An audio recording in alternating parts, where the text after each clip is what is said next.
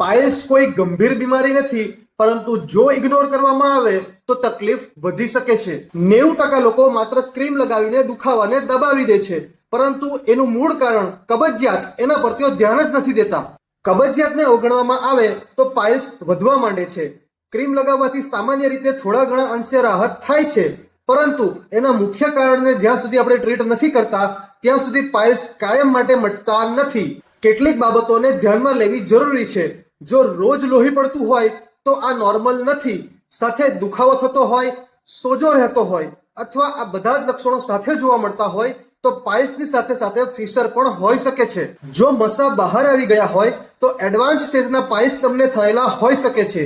આના માટે 3 ઘરગથ્થુ ઉપચાર તમે કરી શકો છો. સૌથી પહેલું, 15 દિવસ માટે દરરોજ રાત્રે 1 ચમચી ગાયનું ઘી ગાયના દૂધમાં નાખીને સેવન કરવું.